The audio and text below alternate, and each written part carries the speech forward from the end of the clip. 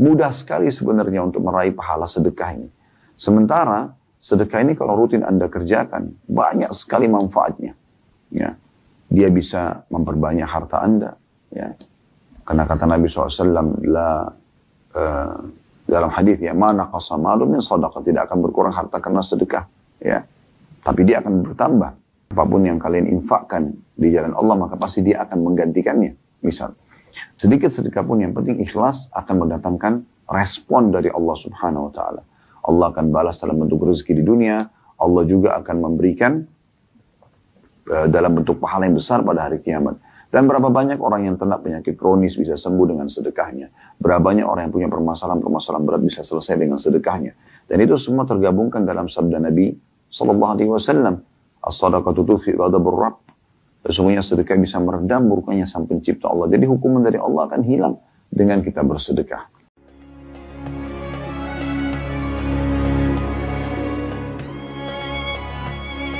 Assalamualaikum warahmatullahi wabarakatuh. Alhamdulillah, wassalatu wassalamu ala rasulillah. Segala puji dan puja kehadirat Allah subhanahu wa ta'ala, juga salawat dan taslim kepada Nabi besar Muhammad sallallahu alaihi wa ala alihi wa sahbihi wasallam. Saudara Kusiman, ketemu lagi di hari Jumat siang hari, pukul 13.00 waktu Indonesia Barat, untuk kembali membedah buku Sahih At-Targhib wa Tarhib. Dan At-Targhib wa Tarhib ditulis oleh Al-Mundhiri rahimahullah, kemudian ditelusuri kembali hadisnya dan diterbitkan dengan judul Sahih At-Targhib wa Tarhib oleh Syekh Albani rahimahullah. Dan kita masih dalam kitab sedekah teman-teman sekalian, dan kita akan masuk di bab yang baru pada kesempatan ini.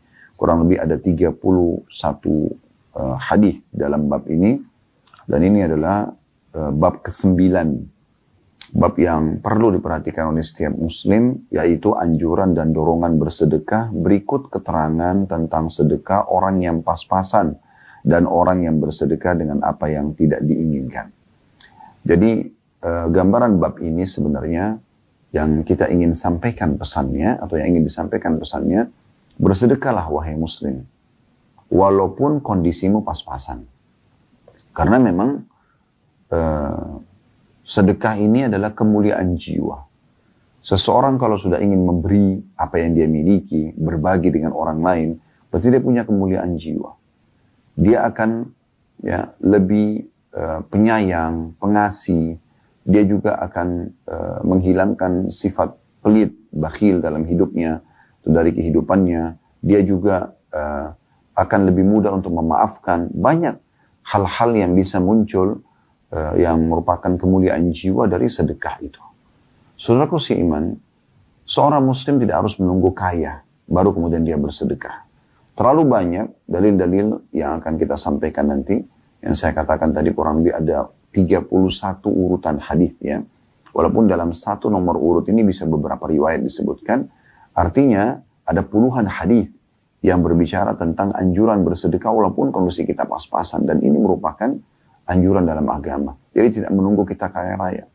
Mungkin Anda masih mengingat hadis Nabi alaihi salatu wassalam yang pernah kami sampaikan, yang kata Nabi SAW, siapa yang membangun rumah ya Allah di muka bumi, maksudnya masjid ya, maka Allah akan bangunkan baginya istana di surga. Ada seorang sahabat mengatakan, ya Rasulullah, tidak semua orang mampu membangun masjid, karena dalam pikiran sahabat ini harus memiliki dana atau anggaran yang cukup untuk membangun satu masjid, satu orang satu masjid. Maka Nabi SAW berikan gambaran dan meringankan permasalahan ini sambil mengatakan atau meringankan tuntunan dan atau anjuran ini. Kata Nabi SAW, Allah akan memberikan pahala ini kepada siapapun yang bersedekah membangun rumah Allah di muka bumi walaupun seperti sarang burung. Artinya sesuai dengan kemampuanmu. Walaupun kamu tidak mampu untuk membangun utuh semuanya, misalnya bangunan satu masjid 1 miliar, Anda cuma punya 100.000 rupiah. 1 juta rupiah, 50.000 rupiah, 1.000 rupiah pun, 500 rupiah pun. Kalau cuma itu kemampuan Anda dan Anda berikan, sumbangkan di kotak amal yang nanti akan dipakai untuk pembangunan masjid, maka sudah cukup Anda akan mendapatkan istana di surga.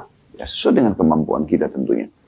Maka ini menjawab dengan sangat jelas dan gamblang kalau seorang muslim tidak menunggu untuk menjadi kaya raya dulu baru sedekah. Demikian juga dengan hadis tentang buka puasa. Kata Nabi SAW, siapa yang membuka puasakan orang yang berbuka puasa, atau siapa yang membuka puasakan orang yang berpuasa, maka dia akan mencapai atau mendapatkan pahala orang yang dibuka puasakan tersebut tanpa mengurangi sedikit pun dari pahala orang yang sedang dibuka puasakan. Maka ada sahabat yang mengatakan, ya Rasulullah, tidak semua orang mampu membuka puasakan orang. Mirip tadi kasusnya, sahabat yang bertanya ini berpikir dia harus menyiapkan makanan yang lengkap. Dan mungkin satu porsi makanan, anggaplah kalau kita tarik di hari kita sekarang ini, mungkin yang ideal bisa antara 20.000 sampai 30.000 rupiah. Ya. Sudah ada nasi dan lauknya serta sedikit sayur misalnya. Maka sahabat ini berpikir, kalau untuk mengejar pahala membuka puasakan orang berarti harus makanan lengkap. Apa jawaban Nabi SAW? Allah akan memberikan pahala ini, bisa mendapatkan pahala membuka puasakan orang, walaupun hanya dengan sebutir kurma, atau susu yang dicampur dengan air, atau seteguk air, bahkan. Ya. Dan Nabi SAW mengatakan dalam riwayat lain, siapa yang menghilangkan haus seseorang mukmin, ya, di sini maksudnya pada saat buka puasa, maka dia pun akan diberikan minum dari telagaku pada hari kiamat. Atau kama qala Nabi SAW. Jadi mudah sekali sebenarnya untuk meraih pahala sedekah ini. Sementara sedekah ini kalau rutin Anda kerjakan, banyak sekali manfaatnya. Ya. Dia bisa memperbanyak harta Anda. Ya. Karena kata Nabi SAW, dalam hadis ya, mana qasa malu min sadaqah, tidak akan berkurang harta karena sedekah. Ya. Tapi dia akan bertambah. Kemudian juga dalam surah Saba, surah nomor 34 ayat 39, Allah memastikan, a'udzubillahi minasyaitonir rajim, ya. Wa ma anfaqtum min syai'in fahuwa yukhlifu. Ya, apapun yang kalian infakkan di jalan Allah, maka pasti dia akan menggantikannya. Misal. Kemudian juga jelas sekali bagaimana hadis-hadis yang akan kita bahas di bab ini, yang akan Anda dengarkan, semuanya menggambarkan sedikit sedekah pun yang penting ikhlas akan mendatangkan respon dari Allah Subhanahu wa Ta'ala. Allah akan balas dalam bentuk rezeki di dunia. Allah juga akan memberikan dalam bentuk pahala yang besar pada hari kiamat. Dan berapa banyak orang yang terkena penyakit kronis bisa sembuh dengan sedekahnya. Berapa banyak orang yang punya permasalahan berat bisa selesai dengan sedekahnya. Dan itu semua tergabungkan dalam sabda Nabi Sallallahu Alaihi Wasallam. As-sadaqatu tufi ghadabur rabb. Sesungguhnya sedekah bisa meredam murkanya sang pencipta Allah. Jadi hukuman dari Allah akan hilang dengan kita bersedekah. Oleh karena itu teman-teman sekalian, di awal judul kita ini perlu sekali untuk difahami oleh setiap muslim, perlu sekali untuk difahami oleh setiap muslim, kalau sedekah adalah anjuran dalam agama walaupun dia belum mencapai derajat orang-orang kaya. Tapi dia boleh bersedekah dengan apa yang dia miliki. Bahkan pernah ada sebuah riwayat yang sangat luar biasa, di mana seorang sahabat menyumbang dengan 100 dirham dan yang satu dirham. Lalu Nabi SAW mengatakan, Allahu Akbar, 1 dirham mengalahkan 100 dirham. Maka seorang sahabat mengatakan, ya Rasulullah, bagaimana kami memahami ini? Ya. Karena jelas-jelas secara kuantitas 100 sama 1 beda. Maka kata Nabi SAW, karena orang yang bersedekah dengan 1 dirham tidak punya kecuali itu, maka Allah menghitung dia bersedekah dengan seluruh hartanya. Sementara orang yang menyumbang 100 dirham, dia punya banyak harta. Maka jadi kecil nilainya. Jadi misalnya, Anda hanya punya 2.000 rupiah. Anggap Anda susah sekali. Lalu Anda bersedekah dengan 2.000 rupiah. Allah bukan menilai 2.000 rupiahnya, tapi Allah menilai itu adalah seluruh harta yang Anda miliki. Dibandingkan orang yang menyumbang 100 juta, tapi dia punya ya mungkin 10 triliun, 20 triliun. 100 juta itu kecil sekali. Ya. Maka di sini kemahaadilan Allah Subhanahu wa Ta'ala. Oleh karena itu teman-teman sekalian, selalu rutinkan sedekah. Karena manfaatnya sangat banyak sekali. Ya. Sebagian salaf mengatakan sedekah itu bisa menghilangkan 70 bab masalah atau musibah dalam kehidupan kita. Dan saya juga sudah pernah membedah, Anda bisa kembali ke playlist YouTube, bedah buku keajaiban sedekah. Dan itu pernah kami jadikan sebagai materi tabligh akbar. Anda bisa dengarkan bagaimana statement para ulama salaf tentang masalah sedekah itu dan bagaimana banyaknya dalil tentang motivasi untuk bersedekah baik dari ayat-ayat Al-Quran ataupun hadis Nabi alaihi salatu wassalam. Demikian juga dengan kisah orang-orang yang banyak keluar dari permasalahannya justru karena bersedekah. Baik teman-teman sekalian, itu kurang lebih gambaran tentang judul kita dan saya akan coba masuk membahas hadis pertama dalam bab kita ini. Dan di sini ada, saya lihat hadis 1A sampai 1C. Berarti urutan pertama hadis dalam bab ini ada 3 buah riwayat.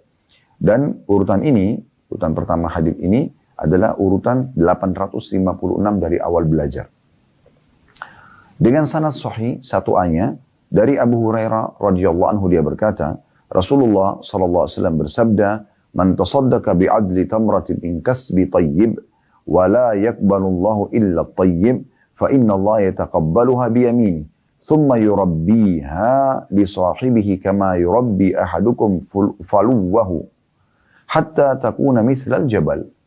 Hadis ini sahih diriwayatkan Bukhari, Muslim, An-Nasai, Tirmidzi, Ibnu Majah dan juga Ibnu Khuzaimah dalam sahihnya.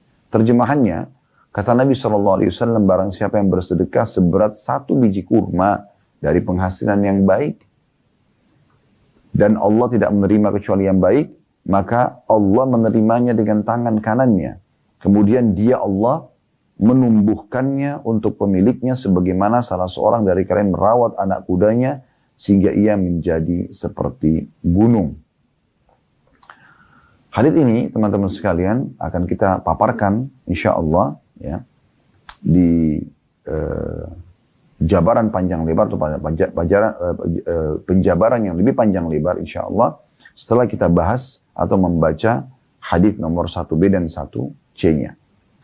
1B-nya dengan sanad sahih dalam satu riwayat dimiliki oleh Ibnu Khuzaimah berbunyi, "Innal 'abda idza tasaddaqa min thayyibi taqabbalaha Allahu min wa akhadhaha bi yaminihi farabbaha kama yurabbi ahadukum muhrahu aw fasilahu wa inna rajula la yatasaddaqu bil luqma fatarbu fi yadillahi aw qala fi kaffillah hatta takuna mithlal jabali fatasaddaqu."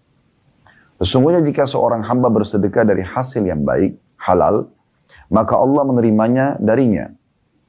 Dia Allah mengambilnya dengan tangan kanannya dan menumbuhkannya sebagaimana salah seorang dari kalian merawat anak kudanya atau anak untanya. Dan sesungguhnya seorang laki-laki bersedekah dengan 1 suapan, maka ia tumbuh di tangan Allah atau dikatakan di telapak tangan Allah. Sehingga ia menjadi seperti gunung, oleh karena itu bersedekahlah. 1C-nya, sahih di ghairihi. Menjadi sahih karena dikuatkan dengan riwayat-riwayat lain. Dalam riwayat lain yang sahih dimiliki oleh At-Tirmidzi, Rasulullah SAW bersabda, "Inna Allah yakbalu sadaqah wa ya'khudhaha biyamini, fayurabbiha li ahadikum kama yurabbi ahadukum muhrahu, hatta innal luqmata la tasiru mithla Uhud." Sesungguhnya Allah menerima sedekah dan mengambilnya dengan tangan kanannya.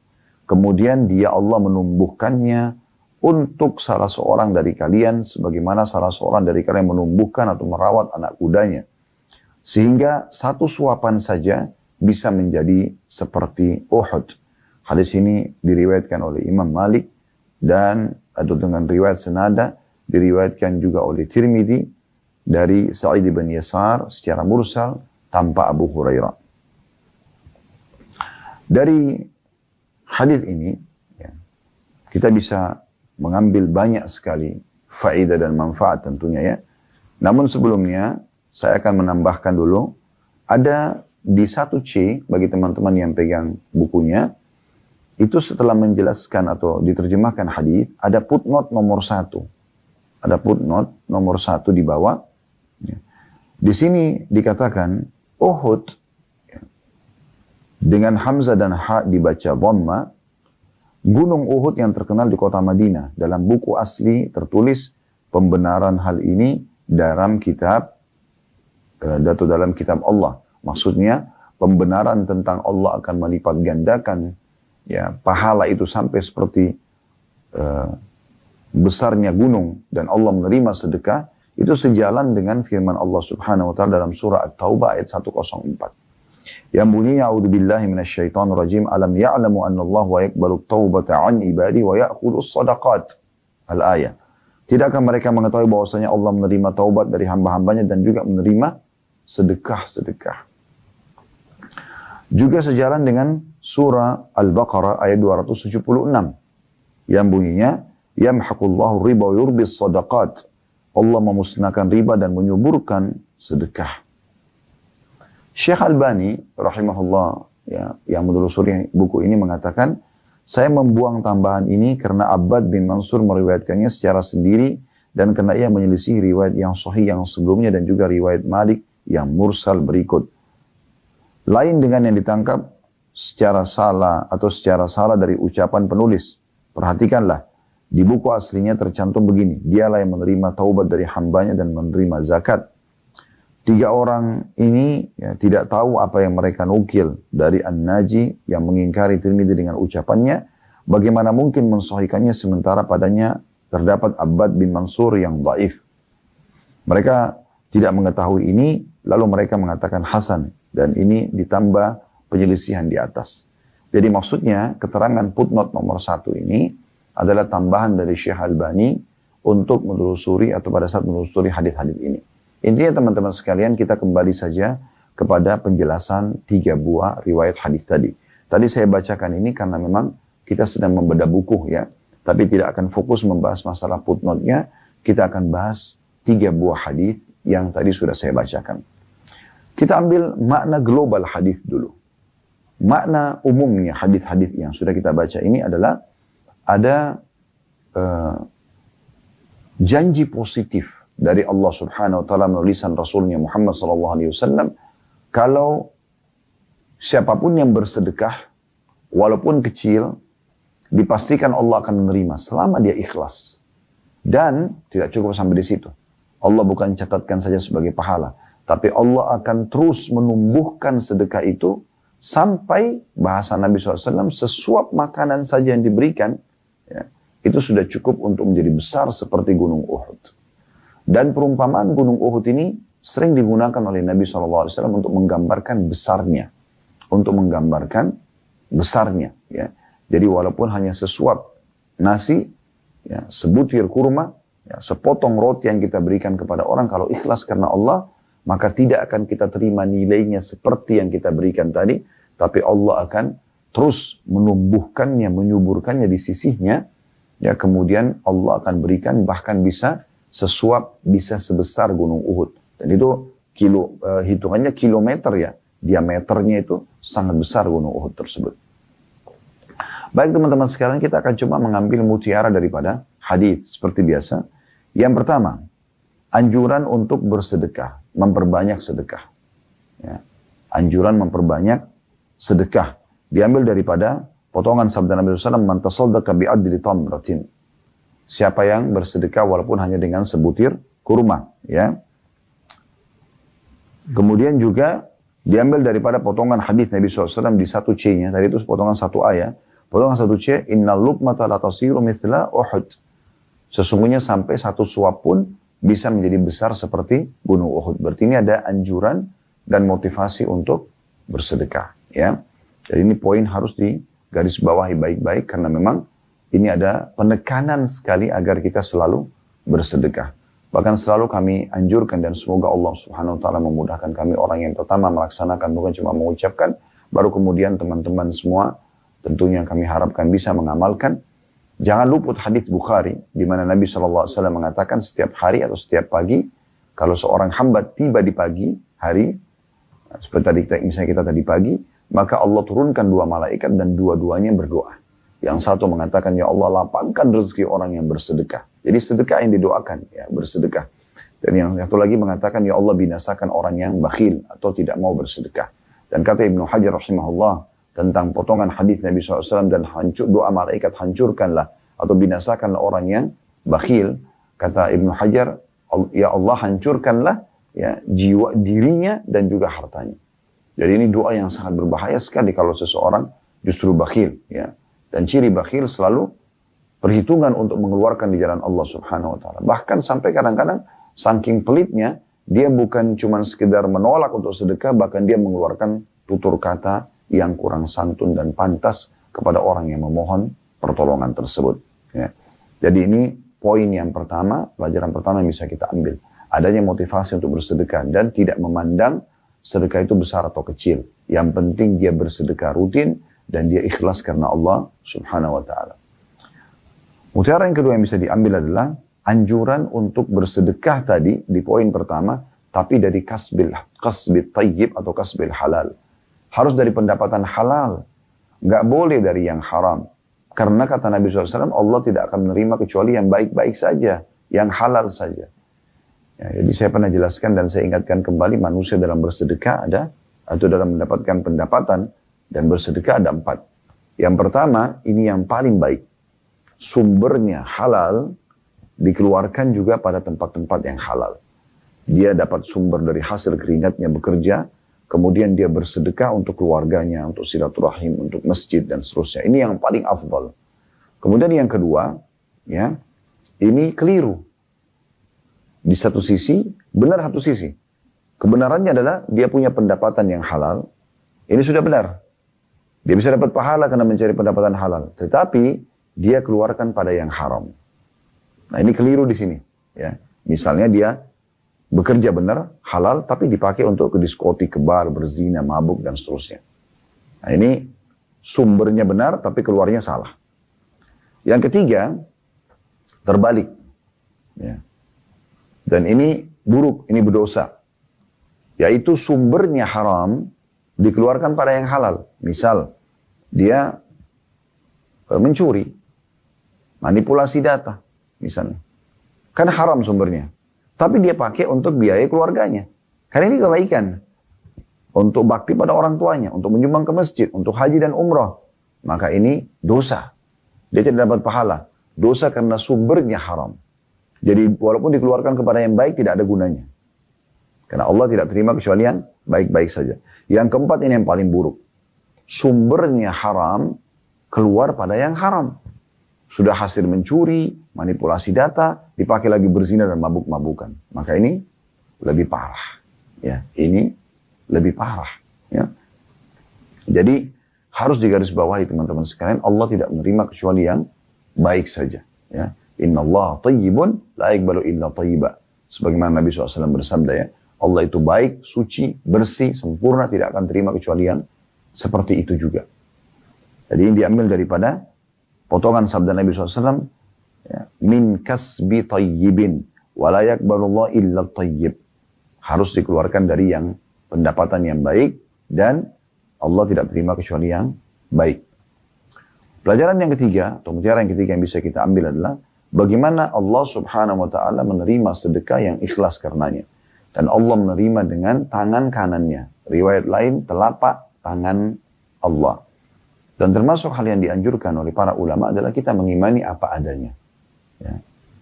Kita tidak membayangkan tangan Allah seperti apa, tapi kita mengimani sebagaimana Nabi SAW sampaikan. Tanpa mentakwilkannya, mengalihkan maknanya, mengatakan, oh ini bukan tangan Allah. Allah menerima dengan tangan kanannya, begitu Nabi SAW sampaikan, kita imani apa adanya. Tanpa harus menginterpretasikan, tanpa harus ya, mentakwilkan, tanpa harus menolaknya, tanpa harus menyerupakan dengan makhluknya. Ya, kita kembali kepada firman Allah subhanahu wa ta'ala, laisa kamitslihi syai'un wa huwas samiul basir. Allah tidak ada yang menyerupainya dan dia maha mendengar juga maha melihat. Ya. Jadi Allah menerima semua sedekah dengan tangan kanannya, kemudian Allah menumbuhkannya. Tapi ini pelajaran ketiga adalah disebutkan Allah menerima dengan tangan kanannya. Pelajaran yang keempat, atau mutiara yang keempat teman-teman sekalian, bahwasanya sedekah yang dikeluarkan itu akan ditumbuhkan oleh Allah subhanahu wa ta'ala. Dan digambarkan dalam hadis-hadis ini, bagaimana Allah subhanahu wa ta'ala menumbuhkannya, sebagaimana juga seseorang di antara kita membesarkan anak kudanya. Ya, biasanya anak kuda itu kalau mau dibesarkan butuh perawatan khusus. Ya. Diberikan makan. Umumnya lah hewan-hewan juga, ternak, ya, kambing, sapi, sama, ayam. Kita kalau dari kecil kita kan butuh perhatian khusus yang memberikan makanan-makanan khusus, perawatan, perlindungan, dan segala macam sampai dia tumbuh besar. Nah Allah subhanahu wa ta'ala akan menjaga itu. Ya, diibaratkan oleh Nabi SAW, sedekah tersebut dijaga sampai dia akan tumbuh besar. Namun tumbuh besarnya bukan seperti kuda yang mungkin ya dari sekian sentimeter ke sekian sentimeter. Enggak. Nabi SAW menggambarkan bagaimana kemahamurahan Allah sampai ya sesuap makanan pun Allah bisa ubah menjadi seperti gunung Uhud. Ya. Diambil dari potongan sabda Nabi SAW, wa inna rajula la yatasaddaqu bil luqmah. Bahwasanya seseorang bersedekah dengan sesuap makanan. Fatarbu fi yadillah au fi kaffillah. Maka dia akan terus tumbuh di tangan Allah atau di telapak tangan Allah. Hatta takuna mithlal jabal. Sampai menjadi besar seperti gunung. Itu diambil dari potongan hadis 1B-nya. Dan di 1C-nya, hatta innal luqmata la tasiru mithla Uhud. Sampai-sampai sesuap makanan bisa sebesar Uhud. Oleh karena itu Nabi menutup hadis di sana. Satu B-nya luar biasa. Kata beliau, fatasaddaqu. Oleh karena itu segera bersedekah kalian. Jangan ditunda-tunda. Nah ini pelajaran yang bisa kita ambil dari hadis ini. Kita masuk ke hadis kedua. Dan ini mirip sebenarnya, semakna gitu. Hadis kedua dengan sanad sahih, urutan 857 dari awal belajar berbunyi, dari Aisyah radhiyallahu anha dari Rasulullah sallallahu alaihi wasallam beliau bersabda, "Inna Allah la yurabbi di ahadikum at-tamrata wal luqmah kama yurabbi ahadukum faluwahu aw fasilahu hatta takuna mithla Uhud." Sesungguhnya Allah menumbuhkan satu suapan atau satu biji kurma milik salah seorang dari kalian. Sebagaimana salah seorang dari kalian menumbuhkan atau merawat anak kudanya atau anak untanya sehingga ia menjadi seperti Uhud. Hadis ini diriwayatkan oleh Tabarani dan Ibnu Hibban dalam sahihnya, dan lafaz ini dalam miliknya Ibnu Hibban. Dari hadis ini mirip tentunya semakna dengan hadis sebelumnya, ya urutan nomor 1 dari 1A sampai 1C tadi, bahwasanya ada motivasi untuk bersedekah dan walaupun untuk kecil sampai digambarkan sini dengan sebutir kurma atau sesuap makanan. Sebutir kurma umum semua orang, ya, dari zaman Nabi SAW sampai di zaman kita sekarang mudah sekali untuk mendapatkan sebutir kurma. Karena memang kurma umumnya dijual bukan per butir, tapi dijual per kilo, per ons gitu kan. Umumnya per kilo lah, 1 kilo pun 10 real, 15 real. Di Indonesia pun ada kurma-kurma yang hanya puluhan ribu rupiah, ya. 30 ribu rupiah, 50 ribu rupiah, 100 ribu, 200 ribu rupiah, banyak sekali. Ya, kurma-kurma yang bisa kita dapatkan. Sehingga satu butir kurma itu sangat kecil nilainya. Nabi SAW menggambarkan itu. Bagaimana dengan sebutir kurma pun atau sesuap makanan. Satu sendok makanan yang kita masukkan di mulut istri kita, di mulut anak-anak kita, atau kita sedekahkan kepada orang fakir miskin, atau kita berikan kepada teman-teman dengan mentraktir mereka.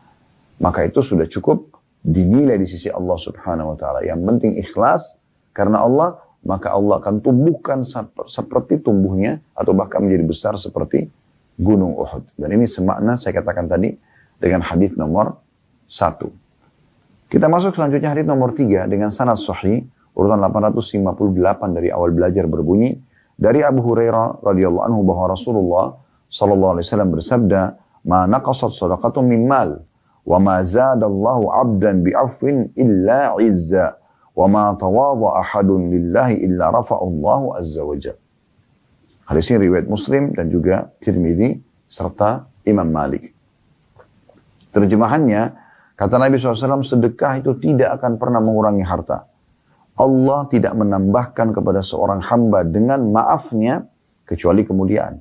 Dan tidak seorang pun yang bertawadhu karena Allah kecuali Allah azza wa jalla mengangkatnya. Nah, sini hadis ini ya bisa dikatakan lebih menjabarkan dan lebih luas lagi maknanya ya dalam bab anjuran bersedekah ini. Ya. Kita langsung ambil mutiara dari hadis. Kita akan bagi menjadi 3 bagian mutiara. Mutiara yang pertama dari hadis yang bisa kita ambil adalah potongan sabda Nabi SAW, "Ma naqasat shadaqatun min mal." Tidak akan berkurang atau sedekah tidak akan mengurangi harta. Subhanallah, ini yang harus terekam dan menjadi persepsi setiap muslim. Berbeda sekali dengan golongan kapitalis, ya. Mereka selalu berpikir pakai akalnya, kalau saya punya 10.000 rupiah, saya keluarkan 1.000 rupiah, berarti berkurang 1.000. Nilainya menjadi 9.000 rupiah. Gitu kan?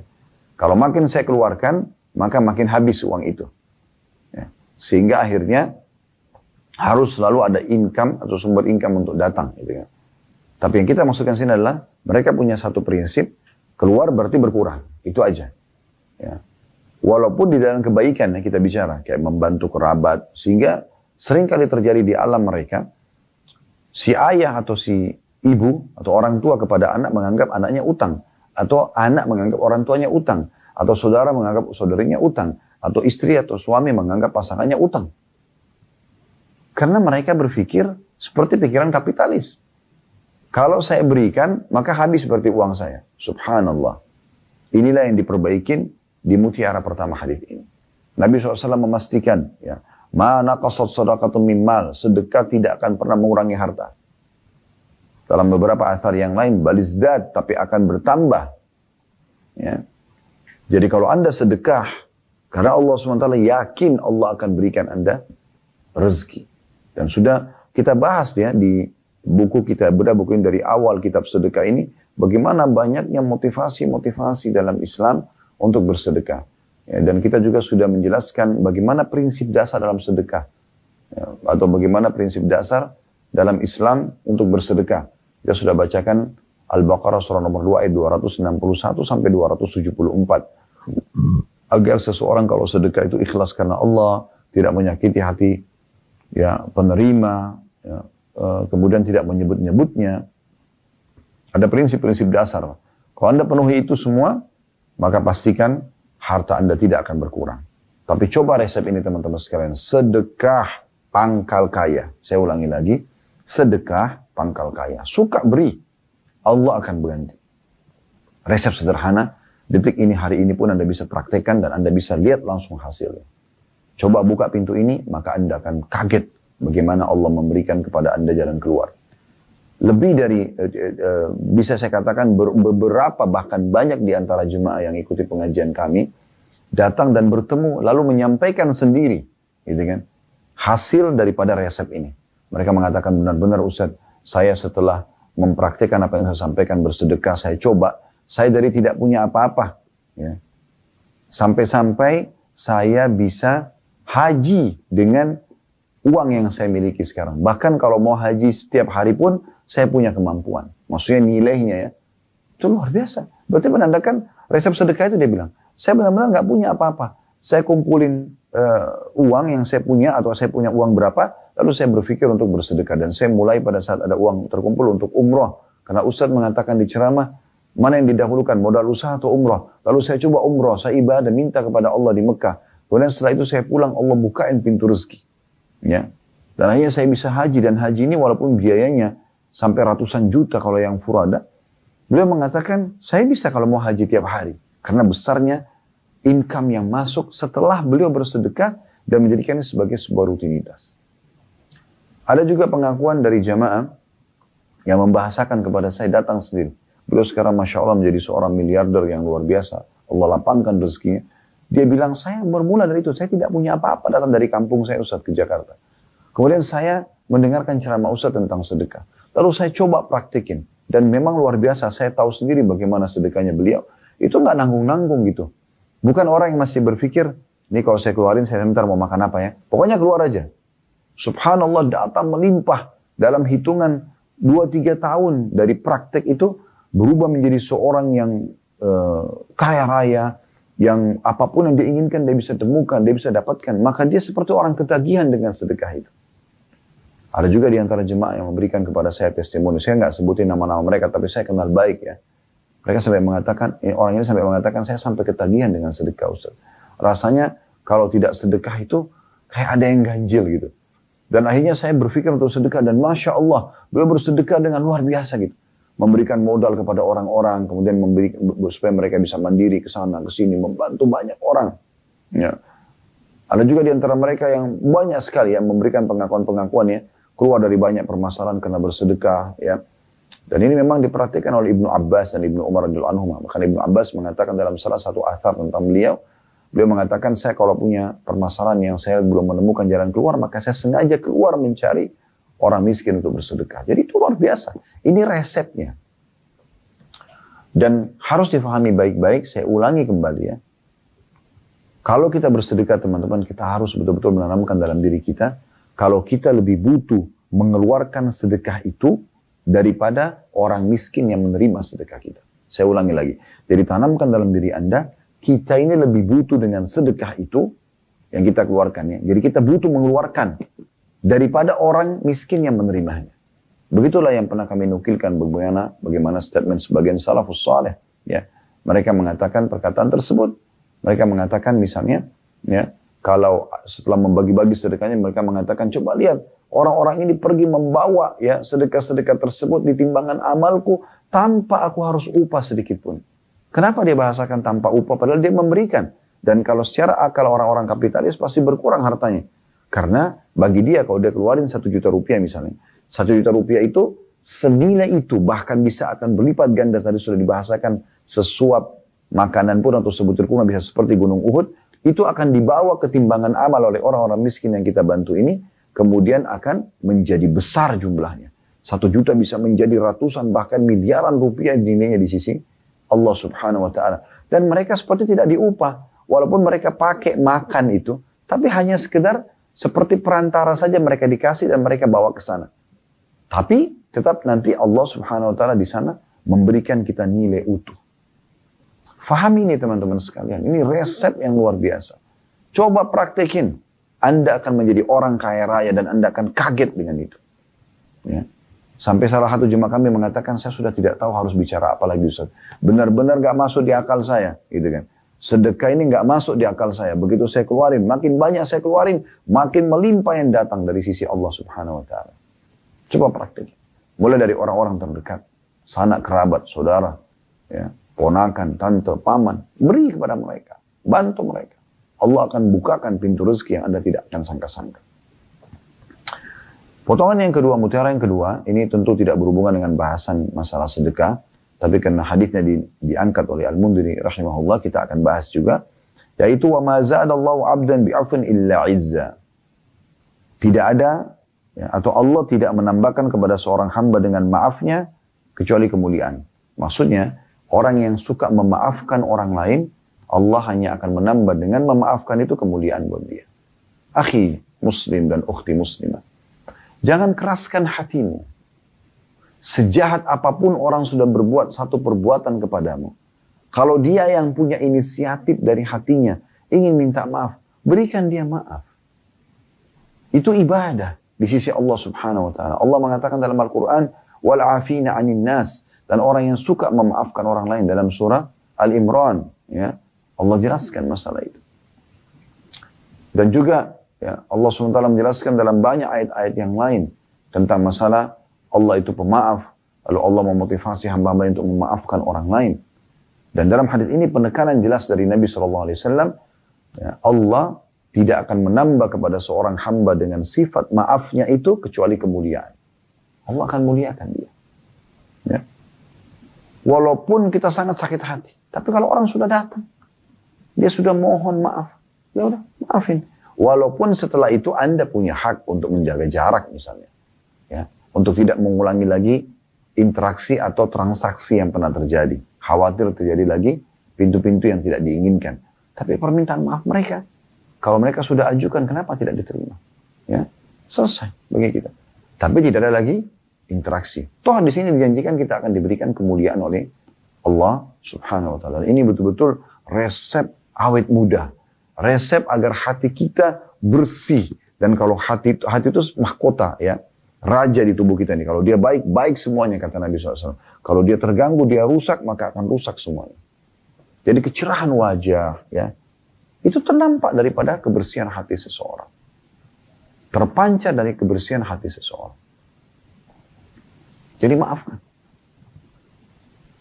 Yang ketiga, mutiara dari hadis, wa ma tawadha ahadun lillahi illa rafa Allah azza wajal, dan tidak seorang pun yang bertawadhu karena Allah, merendah karena Allah, kecuali Allah azza wajal mengangkatnya. Kecuali pasti Allah akan tinggikan derajat.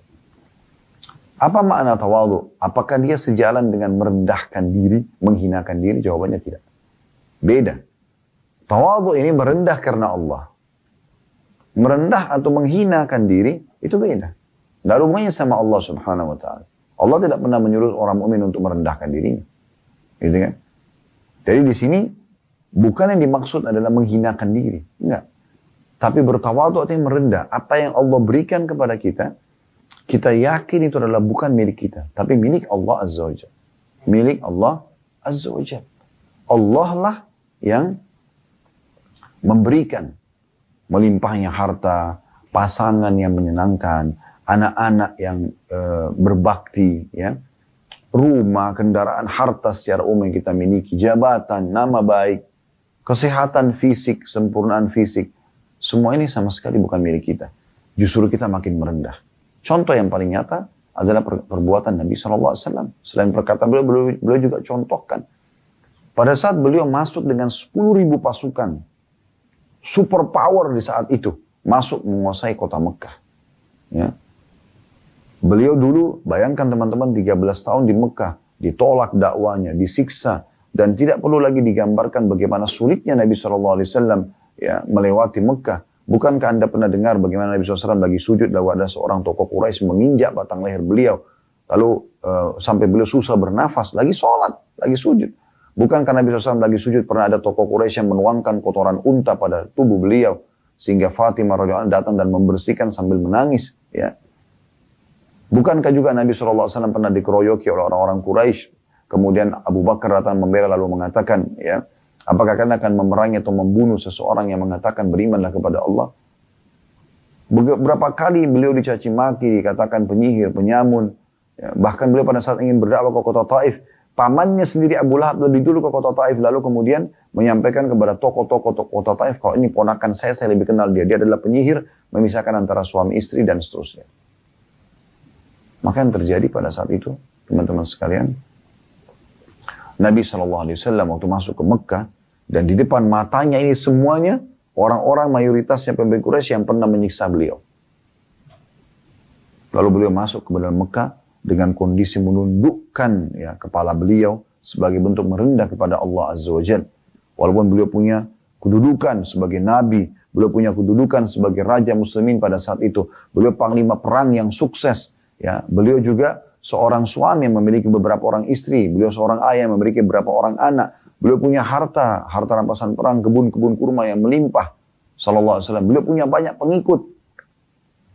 Tapi beliau masuk ke Mekah bukan dengan kesombongan, tapi justru merendah karena Allah SWT. Disebutkan dalam beberapa riwayat, beliau sampai menundukkan kepalanya, sampai membuat dagu beliau mendekati atau sandar ke dadah beliau sallallahu alaihi wasallam, sebagai bentuk merendah kepada Allah Azza wa Jalla. Ya. Beliau tidak pernah menyombongkan diri dengan memamer-mamer kekayaan. Bahkan beliau pada saat menggunakan baju baru saja, ada sahabat yang minta, beliau berikan, beliau buka. Ya. Beliau selalu minum bersama dengan para sahabatnya, bahkan dari satu wadah bersama-sama.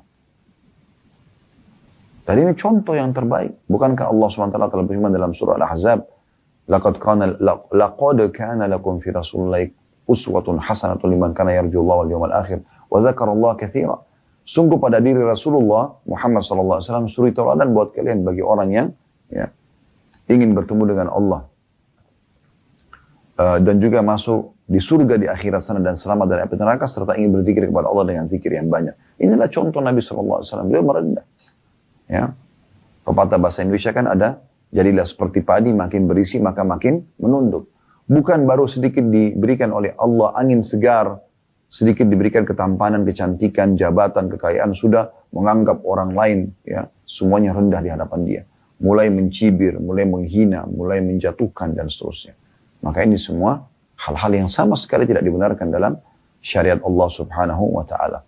Dalam hadis ini dijelaskan kalau ada seseorang yang merendahkan diri karena Allah, ya, bukan menghinakan diri di mata manusia, ya, bukan tidak hubungannya sama Allah Subhanahu wa taala seperti dia menghinakan diri ya di hadapan orang-orang yang hanya karena ingin mengejar jabatan pada mereka. Ini tidak dibenarkan.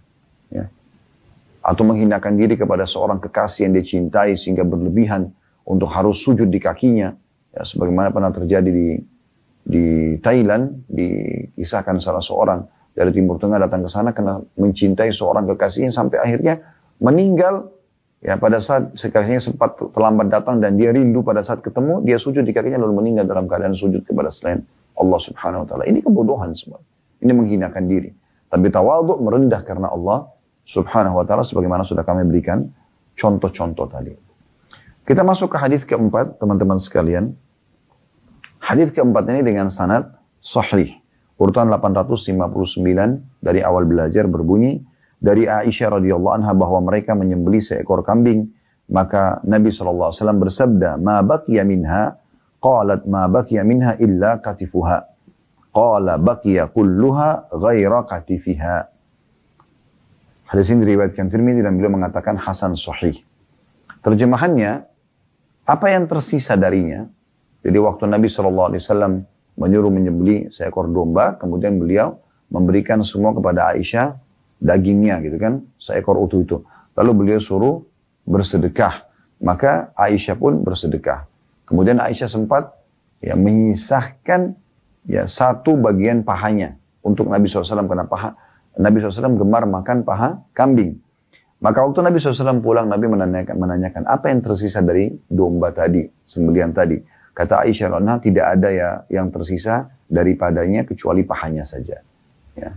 Beliau bersabda, bilanglah atau ucapkan tersisa semuanya kecuali pahanya.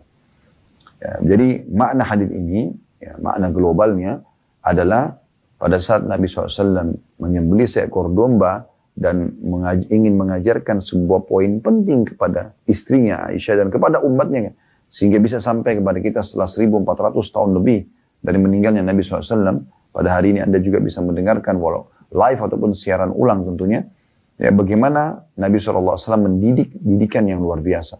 Beliau setelah menyuruh bersedekah, kemudian beliau bertanya kepada istrinya Aisyah radhiyallahu anha, apa yang tersisa? Masih ada sisa nggak dari kambing tadi?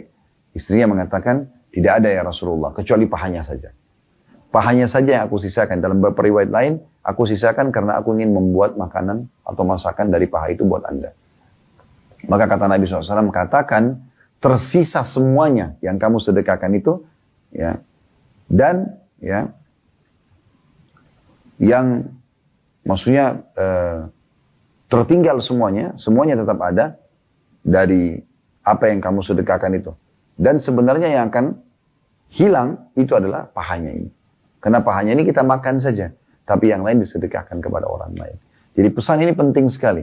Bagaimana Nabi SAW ingin menggambarkan kepada istri beliau Aisyah dan kepada umatnya semua, termasuk kita pada siang hari ini, yaitu sedekah saja. Dan sedekah itu justru yang kamu keluarkan yang punya nilai di sisi Allah Subhanahu wa ta'ala. Ya, justru yang kamu makan itu akan habis saja. Ya, akan habis saja. Akan memberikan sedikit energi dan sisanya akan menjadi ampas, kotoran sebagaimana sudah kita tahu. Tapi kalau yang kita sedekahkan kepada orang lain, walaupun nanti ada yang jadi energi juga dan jadi ampas bagi mereka, ya tetapi tetap saja nilainya ada di sisi Allah Subhanahu wa ta'ala. Kemudian hadis selanjutnya, hadis nomor 5. Itu pelajaran dulu kita ambil dari hadis keempat.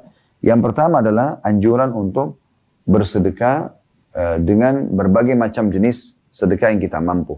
Bisa dengan uang secara langsung, bisa juga dengan makanan, disebutkan tadi suap makanan, bisa dengan buah-buahan, tadi sebutir kurma, ya bisa juga di sini dengan daging mentah, walaupun belum dimasak. Si Nabi SAW menyuruh membagi-bagi daging kambing. Jadi banyak jalan. Mungkin Anda juga bisa bersedekah dengan baju, sabun, sampo, pulpen, kertas, sendal, banyak sekali variannya yang bisa Anda gunakan untuk bersedekah. Kemudian pelajaran yang lain yang bisa diambil adalah bagaimana seorang mukmin harusnya berkeyakinan kalau apa yang dia sedekahkan justru itu yang tersisa. Justru itu yang akan dia ambil nilainya dan akan diperlihatkan untuk dia pada hari kiamat, lalu Allah akan lipat gandakan menjadi lipatan-lipatan yang banyak. Kembali kepada hadis pertama tadi bahkan sampai kata Nabi SAW, sesuap makanan pun bisa berubah menjadi seperti gunung Uhud yang besar. Baik, itu dua buah pelajaran dari hadis yang keempat. Kita akan masuk teman-teman sekalian ke hadis yang kelima. Dan insya Allah kita akan baca sampai hadis ke-6 pada kesempatan kita ini.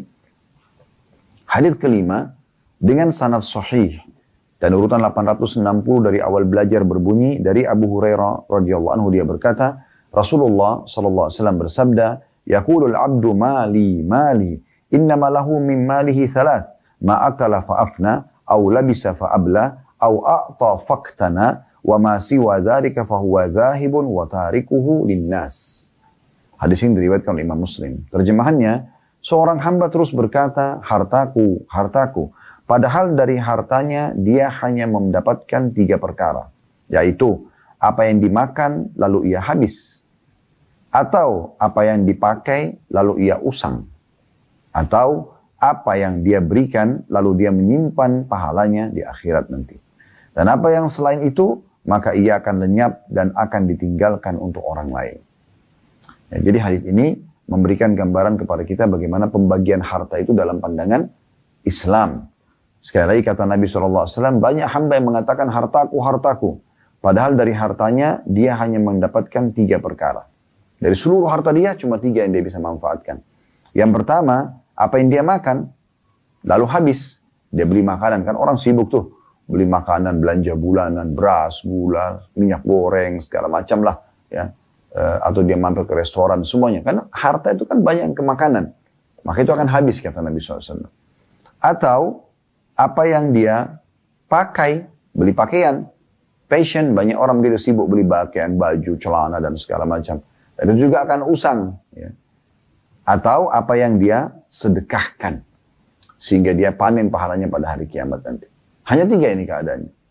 Makanan dan minuman, atau pakaian. Gitu kan. Ini yang umumnya yang banyak orang lakukan. Walaupun tentu ada orang yang beli kendaraan, beli rumah, segala macam. Tapi yang rutin, yang non-stop, itu adalah beli makanan dan beli pakaian. Makanya Nabi SAW berikan contoh ini. Dan ada yang sedekah. Namun ini 2 hal, makanan, minuman, dan pakaian akan habis. Serta sedekah yang akan dia simpan dan dia panen pada hari kiamat nanti. Lalu kata Nabi SAW, ketahuilah, selain daripada ini, itu hanya akan ditinggal untuk orang lain. Rumah, ya, kemudian kendaraan, perusahaan. Kalau dia meninggal akan tinggal untuk orang lain. Kalau pakaian kan dia pakai, bisa saja dia pakai sampai usang, sampai sobek, ya. Akhirnya sudah tidak bisa dipakai lagi. Atau makanan dia makan, tidak mungkin dia muntahkan, dia berikan kepada orang lain lagi. Nah ini sebenarnya harta yang dia miliki. Makanan yang dia makanan dan minuman yang dia konsumsi, dan juga pakaian yang dia gunakan sampai usang. Serta yang dia sedekahkan. Nah ini yang dia bisa miliki. Namun di sini penekanannya adalah masalah sedekahnya. Walaupun juga kita bisa memberikan buat diri kita, tentu kebutuhan kita ya. Kemudian Nabi SAW mengingatkan, dan selain daripada itu hanya akan pergi dibagikan untuk orang lain. Pelajaran dari hadis ini, bagaimana, yang pertama ya, bagaimana Nabi SAW membagi harta itu menjadi 3 bagian. Jadi ini yang umum, ya dikonsumsi atau bisa didapatkan, dirasakan oleh orang itu secara langsung. Yaitu makanan dan minuman yang dikonsumsi lalu habis, pakaian yang dia gunakan lalu usang, serta yang dia sedekahkan. Ya. Artinya, bagilah proporsional ya. Anda harus bisa, sebagaimana Anda sibuk beli makanan dan minuman, Anda sibuk beli pakaian dan Anda gunakan untuk menjaga penampilan Anda, dan jangan lupa, sedekah di situ masuk dalamnya. Itu bagian yang ketiga daripada harta tersebut. Ya, walaupun yang kita keluarkan buat diri kita juga masuk dalam sedekah. Tapi ada sedekah yang dianjurkan di sini adalah mengeluarkan kepada selain kebutuhan kita. Pelajaran yang kedua dari hadis adalah semua selain daripada 3 hal ini maka akan ditinggalkan untuk orang lain. Sudah kami jelaskan tadi, perusahaan sebanyak apapun perusahaan Anda, kendaraan, rumah, ini semua akan jadi haknya orang lain, jadi hak waris. Ya.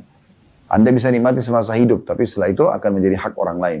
Bahkan mungkin nilainya akan lebih tinggi nanti pada saat Anda meninggal, tapi orang lain yang nikmati. Cuma kalau tadi yang makanan Anda makan, punya milik Anda, tidak mungkin tadi saya katakan Anda muntahkan kasih ke orang lain.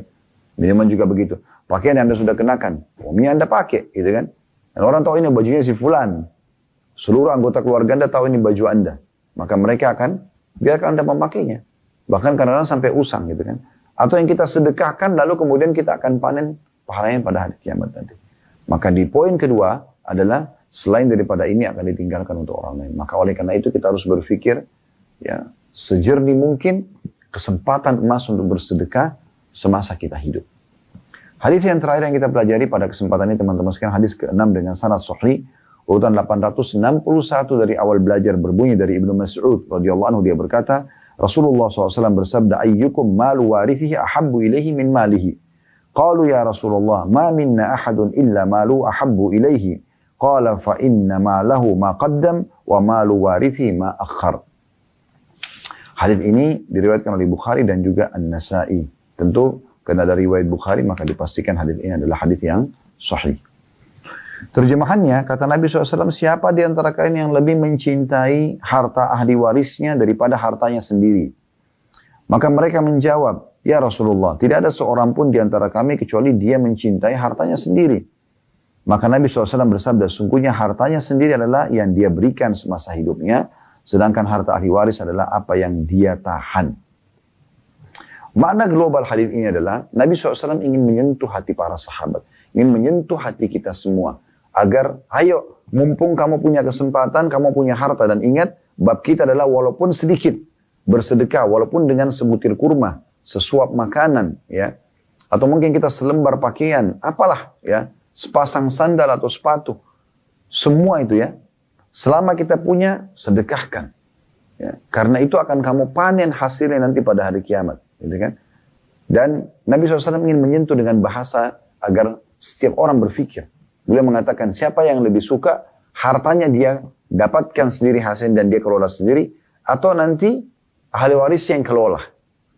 Kalau ahli waris kelola tentu belum tentu untuk dia semuanya. Pasti ahli waris juga gunakan untuk diri mereka. Maka semua sahabat menjawab mengatakan, ya Rasulullah, tidak ada seorang pun dari kami kecuali pasti berharap harta itu dia kelola sendiri. Ya kan? Maka kata Nabi SAW, ketahuilah harta kalian adalah yang kalian justru sedekahkan di masa hidup kalian.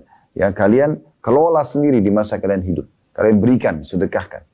Dan harta yang kalian tahan, kalian pelit, tabung terus, justru itu yang kalian biarkan ahli waris yang akan mengelolanya. Dan ini rasional sekali. Dari hadis ini teman-teman kita ambil pelajaran. Yang pertama adalah anjuran dari Nabi SAW agar bersedekah. Mumpung masih hidup dan punya kesempatan.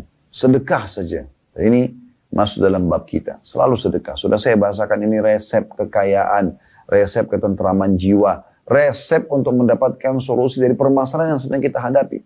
Anda yang ikuti acara ini live ataupun siaran ulang, punya masalah sebesar apapun, coba obatin dengan taubat dan bersedekah. Taubat kepada Allah SWT, ya Allah kalau ini sebab kesalahanku, dosaku, maafkan. Kemudian cari orang-orang miskin, jemput bola, datang ke rumah-rumah anak yatim, cari janda-janda yang tidak mampu, orang-orang miskin yang susah di pinggir jalan cukup banyak di negara kita, bantu mereka. Bantu mereka. Ikhlas karena Allah SWT, tidak berharapkan balasan. Tidak mengharapkan balasan dari mereka ataupun pujian dari mereka. Maka lihat setelah itu hasilnya. Anda akan kaget sebagaimana sudah saya jelaskan tadi. Cukup banyak testimoni yang disampaikan oleh para jemaah kami. Dan saya dengarkan langsung dengan kuping saya. Mereka ungkapkan langsung di hadapan saya. Bagaimana luar biasa pada saat mereka praktekkan resep ini. Benar-benar menjadi orang kaya. Bahkan menjadi miliarder yang tidak masuk di akal mereka sebelumnya. Ya.